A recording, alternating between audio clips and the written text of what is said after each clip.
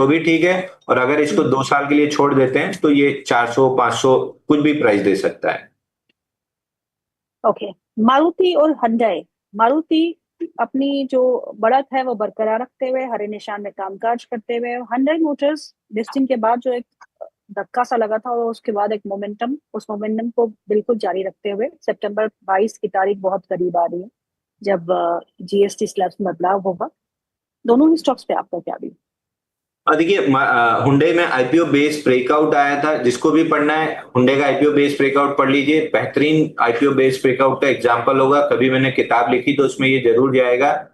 1923 का IPO base breakout था जिसका टारगेट कंप्लीट हो गया है, तो अब यहां से मैं बायर नहीं हूं, बट मोमेंटम बहुत मुश्किल से काउंटर्स में बनता है, जिनमें बना है उनमें लंबा प्ले करना चाहिए।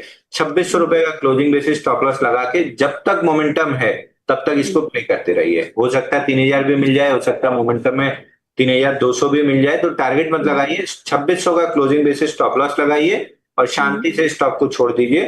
आपको ये बढ़िया रेट दे जाएगा। दूसरा, मारुति में हमारा टारगेट कंप्लीट हो चुका है। All time sorry 50 all time high से जो 20% नीचे हमने बाई दिया था, वहां से ऑल टाइम हाई से 10% ऊपर आ चुका है। तो अब गाड़ी का तेल खत्म हो रहा है। केवल और केवल स्टॉप लॉस अपडेट कीजिए 15,300 का क्लोजिंग बेसिस पे और मोमेंटम को कैरी कीजिए। अगर ये चलता रहा तो आपको 17,500 भी दे दे तो मैं सरप्राइज नहीं होऊंगा, बट स्टॉप लॉस जरूर ले लीजिए क्योंकि मोमेंटम 15,300 के नीचे खत्म हो जाएगा। जब अंशुल जी हमारे चैनल पे आते हैं तो कॉल्स आना शुरू हो जाती है कि हमारे सवाल जरूर लीजिएगा, और एक महाशय मुझे बोलते हैं कि आपने मेरा सवाल बहुत समय से नहीं लिया है, तो अब मैं ले लेती हूँ। ये है मयंक जी, पूछते हैं एशियन ग्रेनेटो के बारे में। एशियन ग्रेनेटो टाइल्स 75 के बाय किए हैं 700 पर शेयर प्राइस पे, लॉस बुक कर ले या रिकवर होगा, प्लीज बता दीजिए। 1 से 2 महीने का भी। सॉरी मैम, एशियन टाइल्स में कप एंडल पैटर्न बना हुआ है। ये स्टॉक में दो दिक्कत है। एक है 159 डेज पे 60% गिरा था, उसका 50% रिट्रेसमेंट टेस्ट हुआ था 69 पे, वहीं से वापस पुल बैक आया है और 56 पे सपोर्ट लेके चल रहा है, तो 69 तक तो चला जाएगा। अगर 69 निकला तो फिर ये 80 रुपए तक की तेजी डेवलप करेगा। मेरे को अगर खरीदना होगा मैं 69 के बाद ही बाइंग करना स्टार्ट करूंगा। ओके। आनंद वर्मा जी पूछते हैं बेलराइज के बारे में। मैं बहुत बड़ा फैन हूँ अंशुल सर का, तो मुझे मेरे सवाल जरूर लीजिएगा। NMDC and Belrise and Voltas, क्या करना है? 3 अब स्टॉक्स। बेल राइज में हमारे टारगेट्स कंप्लीट हुए हैं तो हमने प्रॉफिट बुकिंग की सलाह दी है। तो अब इमीडिएटली यहाँ पे कोई अदर सलाह देना ठीक नहीं होगा, बट जब तक ये 156 के ऊपर सस्टेन कर रहा है, मोस्ट लाइकली 165 170 तक मिल सकता है। बट मैं वेट कर रहा हूँ डेली मूविंग एवरेज कैचअप होने का। अगर 4-5 दिन की टाइट रेंज से कंसोलिडेट करके मूविंग एवरेज कैचअप करता है तो मैं दोबारा बाय दूंगा। अभी कोई बेरिशनेस आई नहीं है, बेरिशनेस आएगी 145 के नीचे क्लोज होने पे। तो जब तक मोमेंटम बना है और 145 प्रोटेक्टेड है, लॉन्ग रह सकते हैं। दूसरा इनका एनएमडीसी था, वो भी धीरे धीरे करके 80 रुपए का 78 का टारगेट हमने डिस्कस किया था, वो आ रहा है 78 पे। 78.96 टू बी प्रिसाइज ये टारगेट है। यहाँ पे आएगा तो हम रिवाइज करेंगे। आइडिया के स्टॉक को देखिएगा अंशुल, आप, मुझे देखिए पता आपको पसंद नहीं है जी जी, पर मेरे को बिल्कुल नहीं पसंद है ये स्टॉक, बट इस स्टॉक में हमने लास्ट टाइम भी डिस्कस किया था कि इसमें पूरा एक अप एंड पैटर्न 106 दिन का ब्रेकआउट बना है, उसके बाद 3 दिन पुल बैक देके आज वापस से चला है, 10.47 जा सकता है। मैं बिल्कुल भी इसमें बायर नहीं हूं, मैं पार्टिसिपेट नहीं करना पसंद करूंगा। इसमें जो खबर है जिसके चलते हुए आप एक स्पाइक जो देख रहे हैं वोडाफोन आइडिया के स्टॉक में, उसमें ये खबर है कि सुप्रीम कोर्ट ने एग्री किया है कि उनके मैटर को वो सुनेंगे, और जो नेक्स्ट हियरिंग है वो सितंबर 26 को। तो सुप्रीम कोर्ट का एग्री करना कि वो एजीआर के मैटर को सुनेंगे, कि एक ट्रिगर जैसे एक्ट हुआ है, और उसके चलते हुए वोडाफोन आइडिया के स्टॉक पे एकाएक तेजी देखने को मिली है, और स्टॉक जो है वो 9% ऊपर इस समय कामकाज करते हुए। नेक्स्ट हियरिंग की डेट बता दें 26 सितंबर को है, तो तब तक क्या होगा स्टॉक का मुझे नहीं पता, लेकिन आज इस समय जो है स्टॉक में अच्छी खासी तेजी देखने को मिल रही है। एरिडा के स्टॉक को देखिएगा, अगर आप रेलवे के स्टॉक्स ट्रैक करते हैं अंशु, यहाँ पे भी आज 3% का इजाफा देखने को मिल रहा है। आपने बिल्कुल सही कहा, जो मिड कैप और स्मॉल कैप स्पेस है वहां पे कोई दिक्कत बिल्कुल नहीं रही, और ये स्टॉक के करीबन 3% ऊपर कामकाज करते हैं। ये स्टॉक मैडम आपको याद होगा 140 रुपए 80 पैसे जब आया था, मैं बार बार बोल रहा था कि अगर आप इन्वेस्टर हैं तो 140 रुपए से 121 रुपए आपके लिए बेस्ट एक्यूमुलेशन जोन है। बहुत मुश्किल है कि इसके नीचे स्टॉक आपको कभी मिल जाए। यहां से पहला टारगेट 196 रुपए 10 पैसे का, 234 रुपए 30 पैसे का, और उसके बाद ऑल टाइम हाई का, तीनों मिलेगा। तो आप जितना लंबा समय देंगे उतना लंबा टारगेट मिलेगा। तो आपकी खरीदारी की सलाह है इस पे, राइट? हमारे क्लाइंट्स इस पे लॉन्ग हो सकते हैं और मीडिया पे भी हमने कई बार बाय करने की सलाह दी है। स्वप्निल आपसे सवाल पूछते हैं, वो पूछते हैं मेरे पास बजाज फाइनेंस है और मेरा बाइंग प्राइस है 910 रुपए, आपकी राय क्या है? देखिए, बजाज फाइनेंस मेरी एक्सपेक्टेशन से थोड़ा जल्दी चल गया। स्प्लिट के बाद मैं मान के चल रहा था कि 4 एक महीना ये कंसोलिडेट करेगा, उसके बाद चलेगा, बट ये 3.25 महीने में ही चल गया। तो मैं 4 महीना क्रॉस होता तो मैं बाई जरूर देता, बट जो पिछला ब्रेकआउट था, जो बड़ा ब्रेकआउट प्री स्प्लिट ब्रेकआउट था 7,910 पे, उसका टारगेट 12,000 रुपए था। तो उस हिसाब से पोस्ट स्प्लिट और बोनस एडजस्टमेंट 791 का ब्रेकआउट है, 1200 का टारगेट है, तो धीरे धीरे करके 1200 आ जाएगा। एक और सवाल है, वो पूछते हैं सुब्रोस के बारे में, क्या सुब्रोस में स्विंग ट्रेड के लिए आपको कैसा लगता है अंशु? सुब्रोस में आज ही टारगेट हुआ है ना अपना, एक बार चेक करो। सुब्रोस 1 मिनट चेक कर लो मैडम, आज ही शायद टारगेट डन डाला है हमने, 1 सेकंड दे दीजिए। ओके। सुब्रोस नहीं, कल हुआ था, रिस्क फ्री हुआ, ठीक है। अभी टारगेट बचा हुआ है हमारा 1066.80 का टारगेट है, और 1047 का हाई बना है, तो प्रोबेबली टारगेट आ ही जाएगा। 10-20 रुपए 20 रुपए 2% स्टॉक में कोई खास मायने नहीं रखता है, बट अल्टीमेटली स्टॉक में तेजी बनी हुई है, 1300-1350 रुपए जाते हुए दिख रहा है।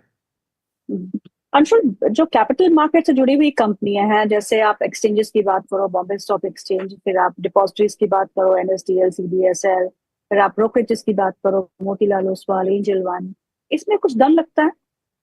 मेरे को केवल एडलवाइस एक स्टॉक में दिखता है और एक सीडीएसएल में दिखता है। एडलवाइस 130 रुपए जाते हुए दिख रहा है, 120 के ऊपर ब्रेकआउट आया है, अगर सस्टेन किया तो 130 निकल जाएगा। दूसरा सीडीएसएल ऑलमोस्ट रेजिस्टेंस पे आके खड़ा है, क्योंकि कल इसने रेजिस्टेंस हिट किया था 1621 का, उसके बाद सेलिंग नहीं आई, आज सेकंड अटेम्प्ट मार रहा है, तो मेरे ख्याल से रेजिस्टेंस बहुत वीक है, निकाल लेगा। 1622 निकलता है तो 1726 तक के टारगेट मिल सकते हैं। मोतीलाल ओसवाल फाइनेंशियल सर्विसेज के चार्ट्स को देखिएगा, आज 3% ऊपर है ये स्टॉक। 992 रुपए तक जा सकता है, 992 अगर निकला तो फिर इस पे रिव्यू मतलब वापस रिव्यू करेंगे इसको। आज जो भी स्टॉक्स है वहां पे अदानी के नाम जो है वो छलक के आ रहा है, बिकॉज स्टॉक में काफी अच्छी परफॉर्मेंस दिखी है। अशोक लेलैंड के बारे में बात करते हैं, 141 का स्तर है, करीबन 1.5% का इजाफा, बहुत ही अच्छा मोमेंटम। अब क्या करना चाहिए? देखिए, 52 वीक से जब 20% नीचे था, वहां से हम 52 वीक हाई प्लस 10% मान रहे थे, उसको भी एक्सटेंड करके टारगेट 144 से मतलब 144 के आसपास था, वो भी ऑलमोस्ट कंप्लीट हो गया। आज 142 65 63 का हाई बन गया है। अब इस स्टॉक से निकल जाना चाहिए बुक करके, अब मेटल की तरफ पैसा डाइवर्ट कीजिए, अगली बड़ी तेजी वहां बनेगी। जीएमडीसी? जीएमडीसी मेरे को याद है, मैं आप ही के चैनल पे या जिस पे भी दिया था, 456 पे ब्रेकआउट बाय दिया था, 600 करीब का टारगेट था, क्योंकि कपनैंडल पैटर्न का ब्रेकआउट था, पूरा मिला के ड्राइंग डिलीट हो गई है। 333 डेज के कपनैंडल पैटर्न का ब्रेकआउट था, वहां से हमने बाय दिया था, 600 करीब का टारगेट था, होने वाला है 600 पे रिव्यू करेंगे क्या करना है, बाकी 600 तो जाता हुआ दिख रहा है। एक हमारे दर्शक है वो आपसे जानना चाहते हैं कि इंडियन बैंक में क्या एंट्री कर सकते हैं?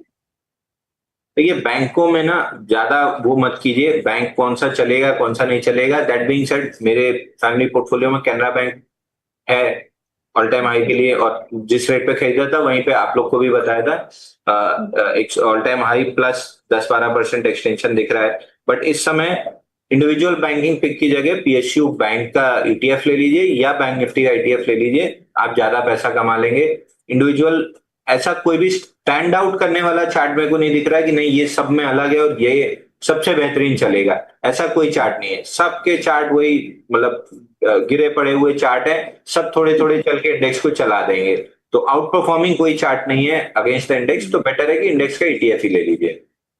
ओके, एसके आहूजा जी आपसे सवाल डायमंड पूछ रहे हैं, वो डायमंड डायमंड पावर में हम लोग रिस्क फ्री हो गए हैं। 160 रुपए 50 पैसा हो गया है, 155 में दिया था, रिस्क फ्री हो गए हैं। अब 183 तक के लिए आराम से प्ले करेंगे। स्टॉप लॉस भी कट गया तो घर से कुछ नहीं जाएगा, 183 का टारगेट मिल गया तो बहुत बेहतरीन प्ले हो जाएगा। बिल्कुल, और आपने जब दिया है हमारे चैनल पे, वहीं से एक अच्छा मोमेंटम जो है वो देखने को मिल रहा है। तो रिस्क फ्री हो चुके हैं हमारे इन्वेस्टर्स, अगर उन्होंने, हमारे व्यूअर्स अगर उन्होंने लिया हो तो ये आपके पास चार्ट पड़ा हुआ है। और यही स्टॉक है जो अंशुल ने अभी ओपनिंग जब हमने शो की थी उससे आई थिंक उसी समय दिया था। 4 मिनट लेट थे, वो तो हिसाब किताब बाद में करेंगे पर स्टॉक जो है वो 5वें मिनट पे उन्होंने आते ही दिया था। ये आहूजा जी तो आपसे सवाल द्रोणाचार्य, ये तो आप द्रोणाचार्य और आपके अर्जुन की लड़ाई है, इसमें मेरे को बीच में मत घसीटिए, क्योंकि परशुराम और भीष्म पितामह की लड़ाई में पितामह जीते थे, तो इसीलिए मैं पितामह की साइड ही रहना ज्यादा पसंद करूंगा। करेक्ट। इनका सवाल जो है आहूजा जी का, वो पूछते हैं कि क्या मैं डाबर से एग्जिट करूं, मेरा बाई प्राइस 530 है, नेस्ले नेस्ले का बाई प्राइस है 1188, क्या मैं नो प्रॉफिट नो लॉस अभी है उसी लेवल के आसपास है, तो क्या निकल जाना चाहिए शॉर्ट टर्म? पूरे एफएमसीजी पैक से आप निकल जाइए। इकलौता टाटा कंज्यूमर ठीक लग रहा है, बट अकेला चना भाड़ नहीं फोड़ सकता। पूरे एफएमसीजी पैक से निकल के जो भी स्टॉक आपके पास है निकल जाइए। अगले 1-1.5 साल ये वेल्थ डिस्ट्रॉयर ही रहेंगे। जेएसडब्ल्यू इंफ्रा ब्रेकआउट 328 के ऊपर आ चुका है, ले लीजिए। थोड़ा बहुत नीचे भी आता है, वापस से डिप देता है तो भी उसमें ऐड करते रहिए। अगले 1.5 साल में ये वेल्थ डिस्ट्रॉय करेंगे और वो वेल्थ बिल्ड करके देगा। पूरे across the board FMCG pack से निकल जाइए। ओके। अदानी में कोई एक स्टॉक जो परफॉर्म नहीं किया अंशुल, AWL, क्या करना, डंप करो, बाहर निकलो, बेच के निकल जाओ? स्टॉक का नाम रिपीट कीजिए। अदानी विलमार। अदानी विल्मर तो अदानी जी खुद ही बेच के निकल रहे हैं, तो हम लोग क्यों रुकेंगे? देखिए, एक सिंपल सा लॉजिक है। अदानी ग्रीन में अदानी साहब खुद 1400 रुपए में वारंट को इक्विटी में कन्वर्ट कर रहे हैं। 1400 रुपए के आसपास का एग्जैक्ट भाव में कोई याद नहीं, उस समय याद था। अगर वो आदमी खुद 1400 रुपए में अपना शेयर ले रहा है तो फिर 1000 रुपए में मेरे को सस्ता लग रहा था, मैंने लिया है, तो 911 रुपए में तो मेरे को और सस्ता लगना चाहिए था, तो मैंने और लिया। तो अगर वो 1400 में लिया है तो प्रॉफिट कमाने ही लिया होगा, वो लॉस करने तो लिया नहीं होगा। यानी 1400 का 2800 में तो बेचेगा ही बेचेगा, इससे कम में तो बेचेगा नहीं। तो मैं क्यों घबराऊं, मैं तो और उसको लेता जाऊंगा सस्ते में। इसी का उल्टा आप अदानी विल्मर में पकड़िए कि अदानी साहब खुद ही बेच रहे हैं, तो मैं उनको एग्जिट क्यों दूंगा, बल्कि उनके पहले मैं निकल के भाग जाऊंगा। मैं हमेशा इसलिए बार बार कहता हूं, ट्रेडिंग करने आए हैं तो हमेशा माइक टाइसन के पीछे छुपिए। अगर मुक्का पड़ा तो पहले उसके मुंह पे पड़ेगा।